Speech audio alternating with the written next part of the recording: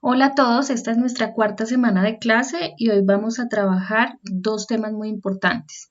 Vamos primero a revisar el corpus de conciencias, que es el formato que vamos a trabajar durante este curso para los estudiantes que vayan a elegir desarrollar el anteproyecto.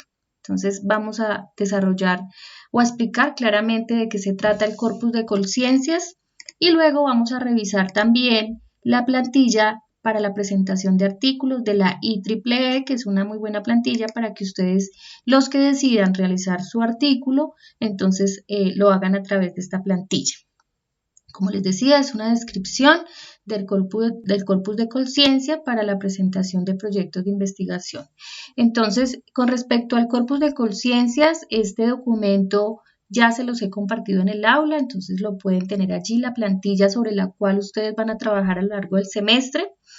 Esta es la primera parte, donde aparecen las generalidades del proyecto y donde debe ir el título que ustedes pues han elegido para ese anteproyecto, el nombre del investigador principal y algunas palabras claves. Estas palabras claves son máximo 6 y deben ir en orden alfabético. Entonces, si por ejemplo el tema del proyecto es, por decir algo, construcción de vivienda de interés social en Guadua, entonces algunas palabras claves podrían ser construcción de vivienda o vivienda de interés social, Guadua, o sea, palabras claves que estén relacionadas con el proyecto.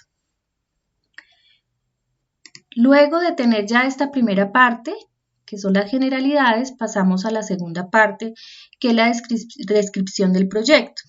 Entonces va a ir primero un resumen ejecutivo, ese resumen es máximo de 3 párrafos, 30 renglones, y debe contener la información necesaria para que el lector tenga una idea precisa de la pertinencia y calidad del proyecto. Este debe contener un resumen del problema a investigar, del marco teórico, los objetivos, la metodología a utilizar y los resultados esperados. Este resumen es una parte muy importante del proyecto porque allí digamos que se va a tratar de sintetizar todos estos elementos que se van a desarrollar a lo largo del documento.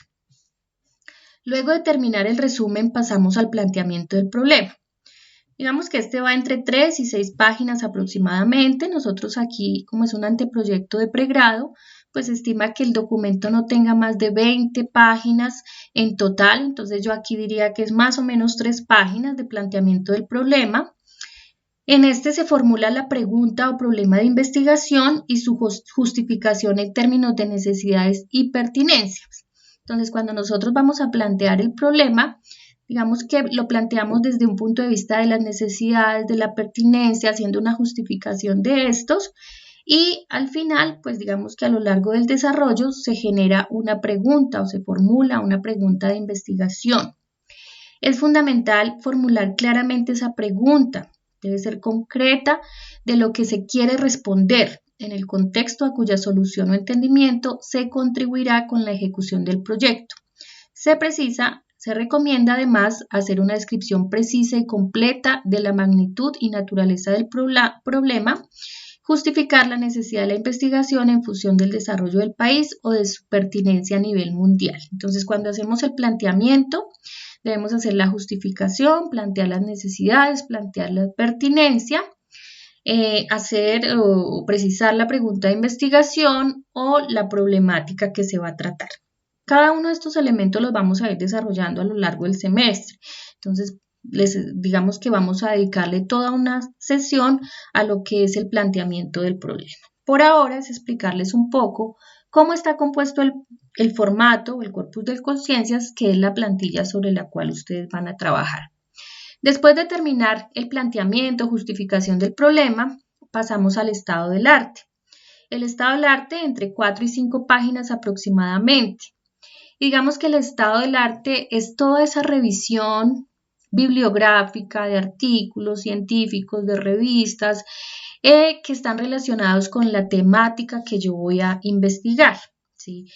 Y el estado del arte lo que hace es decir en qué punto a lo largo de la literatura que ustedes han revisado, en qué estado o en qué punto va ese tema de investigación, ¿sí?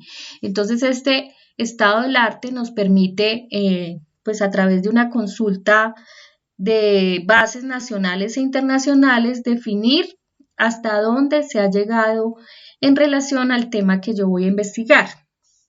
Después del estado del arte vienen los objetivos. Aquí se plantean objetivos generales y objetivos específicos. Generalmente es un objetivo general y por lo menos 2 a 3 objetivos específicos. Luego pasamos al marco teórico. El marco teórico pues se habla máximo de unas 8 páginas. Es la síntesis del contexto teórico en el cual se ubica el tema de la propuesta y vacío que se quiere llenar con el proyecto. Establece por qué y cómo la investigación propuesta con fundamento de investigaciones previas contribuirá con probabilidades de éxito a la solución o comprensión del problema planteado o al desarrollo del sector de aplicación. Entonces, este marco teórico es simplemente toda esta parte de fundamentación teórica y conceptual que permite generar un contexto para el problema. ¿Sí? Entonces también hay que hacer una muy buena revisión allí de bases nacionales, internacionales, textos, revistas, etc.